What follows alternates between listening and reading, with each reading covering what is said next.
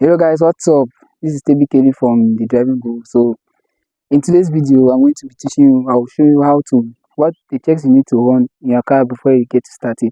It doesn't matter whether it's a manual car or an automatic car. So you just need to run these checks every day before you get to start your car because you don't want to face unnecessary situations. Okay, so I'm going to take you to my bonnet. I'm going to open my bonnet.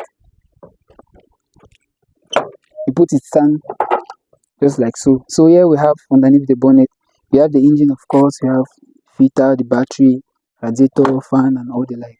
Okay, so the first check that you want to do in a car before you get to start, and the most important probably, is the engine oil.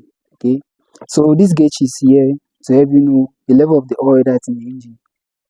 If the oil is more than its required level, the mechanical parts will be too flooded, and if it is underneath that level, the mechanical parts are going to undergo friction, which is not good for the part of the engine. So I'm going to show you how to check this. So just pull off this gauge.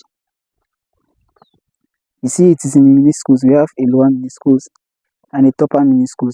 Okay, so if you look at it very well, this lower meniscus here is beside a drop, and then we look at this upper meniscus, which is what imports us the most. If you look at it clearly, there's a level where the oil marks. That's where the oil is in the engine. Okay, so you need to make sure that the engine oil is above this upper meniscus. If it is in between these two meniscus, it's not a problem, but it should not be too closer to the lower meniscus. Okay, so make sure that it is either at this top meniscus or beside, just in the middle somewhere here. Okay, if you notice that it is small, you just want to fill in your oil, your engine. There's this lid, you open it and fill in oil inside here. Okay, while filling, you make sure you check. If you don't know how to do it, make sure you see a car repair. The next thing that you want to check is your radiator.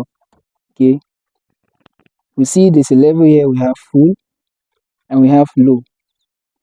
So at this full level here, you need to make sure that your radiator is always at the full level, because you don't know how much distance, how many kilometers or miles you're going to be running. You can never predict.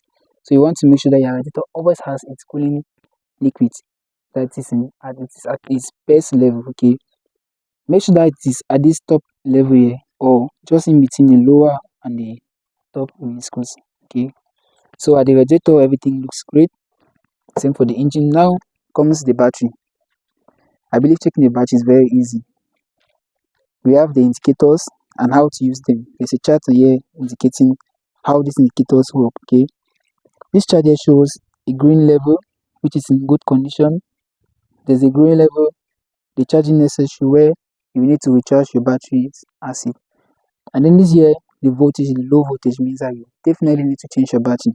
And a good battery typically works between 2 to 5 years. So make sure that if your battery span is between 2 to 5 years, make sure you get to change it. Okay, it should not be more than 5 years. The lower that you can consider changing is at 2 years, but it shouldn't be more than 5 years. Don't run a battery for more than 5 years. It's not good for your engine. Okay, you have this other one too. This is the indicator. As you can see, my indicator shows green. All right, that's the indicator. We have other parts that we can check, like the brake fluid. It is as well in meniscus, just like with the engine oil and the radiator. We have full, no, here it's max and here it's minimum. Okay, so you can see the level is in between the maximum and the minimum, which is not a bad condition. It is not closer to the minimum, it is just closer to the maximum, which is very ideal for our brakes. Okay, you want to make sure that your brakes are always intact. And then last but not least, we want to check the level of our tires.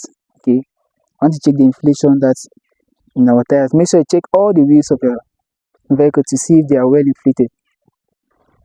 You get to check all of them, see if they are well inflated. Come to the next one, check it. If it is well inflated, go to the other ones the other way.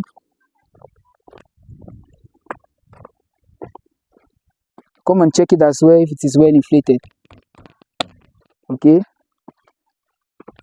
they are all well inflated. Okay, and if you are sure that everything is okay, I'll bring you back to the bonnet to emphasize on another point. And the point I'm going to emphasize on is the engine, of course.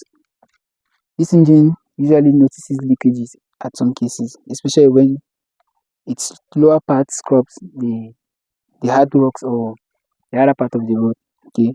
So when you have leakages from your engine, it's never a good condition. You see leakages from underneath your vehicle anytime you park the vehicle. It doesn't matter for how long, because the more you run the engine, the more the engine becomes, the oil becomes light, and it passes through the fin holes of your car. Okay. So you want to make sure that there are no leakages underneath your engine. If everything works well, now you can start your car. Let me start the car and show you that everything works well.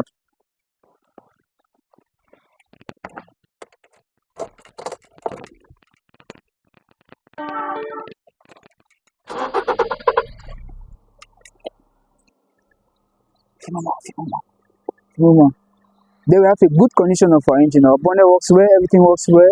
As you can see, everything is running ideally, no issues.